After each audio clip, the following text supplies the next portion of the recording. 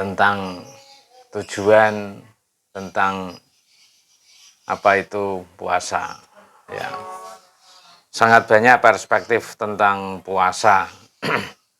Kalau kita lihat sejarah, ya, orang-orang besar, orang-orang hebat, para raja di Pulau Jawa itu diawali dengan topo broto atau berpuasa, atau menahan diri untuk bisa menjadi orang sakti yang bisa meraih tahta menjadi raja atau ratu ning jagat. Nah, maka dalam Islam pun puasa juga akan mendapatkan keistimewaan untuk bisa menjadi ampunan warohmah itu juga melalui puasa.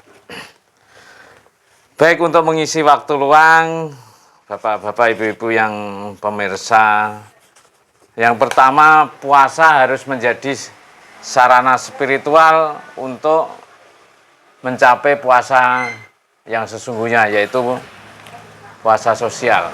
Ya, kita puasa biasanya untuk menahan diri dari lapar dan hawa nafsu yang lain.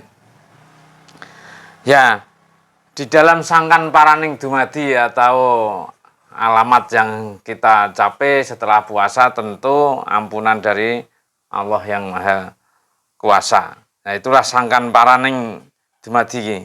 Dumadi itu siapa? Ya, kita semua ini dari dan mau kemana itu akan mendapat huda wa bayyinati wal furqan, ya, mendapatkan petunjuk, mendapatkan bayinah atau penjelas, mendapatkan beda, itu kan dengan puasa. Dalam Al-Quran juga disebutkan demikian. Hudalinas wa bayyinati minal huda wal furqan. Ya, di dalam Al-Quran itu sebutkan, ya, Al-Quran juga selalu berhimpitan, ya, dengan puasa.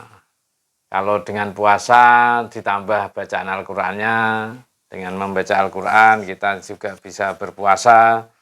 Nah, dalam Al-Quran disebutkan demikian.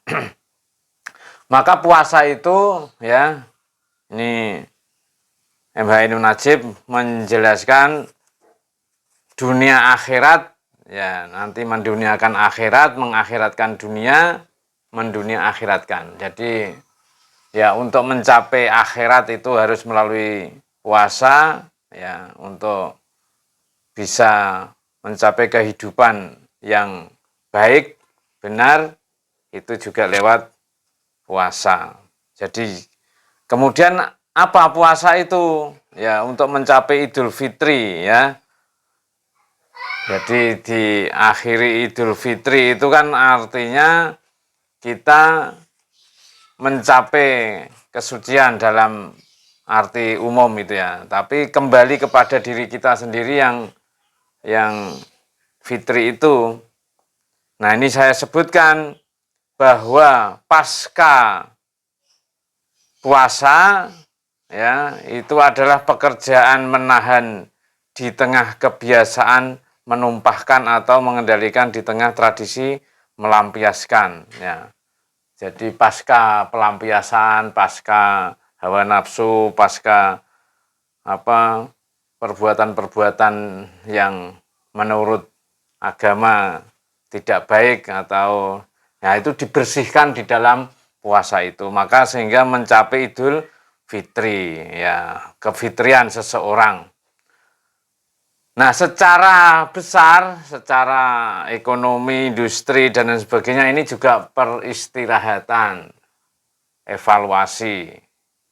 Jadi mengajak manusia untuk menahan dan mengendalikan. Itu kan sesuatu yang sangat bagus. Introspeksi. Nah, itulah yang paling umum kita lakukan.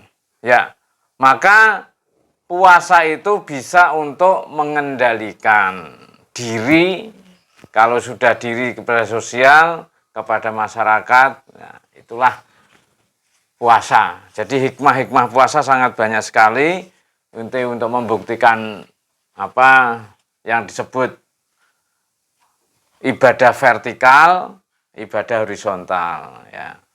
Ini kalau puasanya benar-benar kita lakukan secara gairah ibadah secara benar.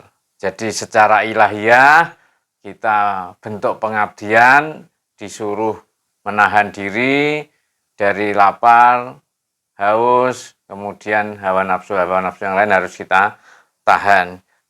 Secara horizontal harus dilampiaskan dalam bentuk kegiatan-kegiatan sosial, kemudian amal-amal kesalehan, dan perbuatan-perbuatan yang bisa membangun masyarakat.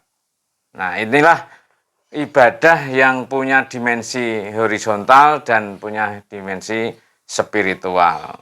Maka sudah sangat selayaknya orang itu bisa menahan diri dari semua perbuatan itu harus dengan puasa. Maka perspektif puasa itu harus selalu berimplikasi, berdampak pada sosial, tidak hanya individu. Nah, itulah lampiasan pengendalian puasa yang diaplikasikan di dalam masyarakat luas.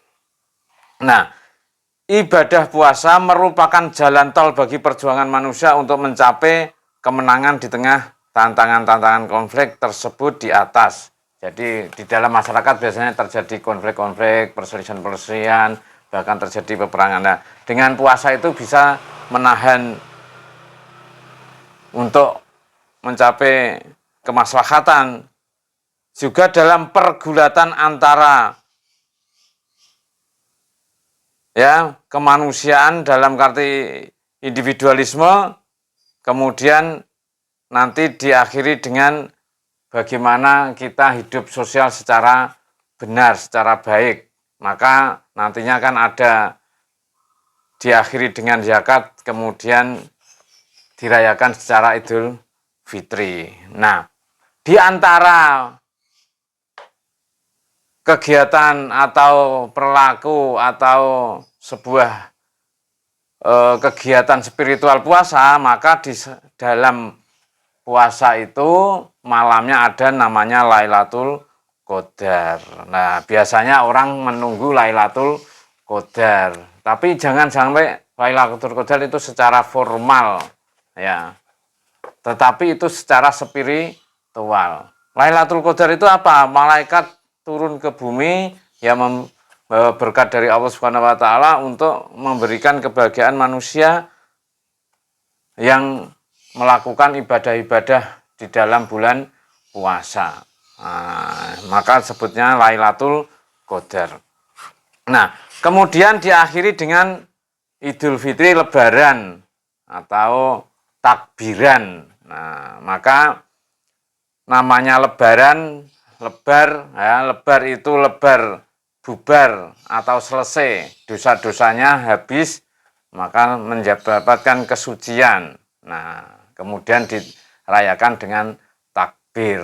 Nah, itulah puasa. Sehingga puasa itu benar-benar dari merasa kecil, merasa hina, merasa kotor, dibersihkan dalam bulan Ramadan, kemudian diakhiri dengan Lebaran, bubar, entek, resik, dosanya, kemudian Idul Fitri, kemudian takbir, dan hanya Allah yang maha besar. Itulah sekelumit tentang puasa, dan mudah-mudahan puasa bulan Ramadan ini mendapatkan Lailatul Qadar, kita mendapatkan berkah, mendapatkan ampunan, dan bisa merayakan Idul Fitri dengan gembira. Nasrun Nawah, Fathun Qarib. Assalamualaikum warahmatullahi wabarakatuh.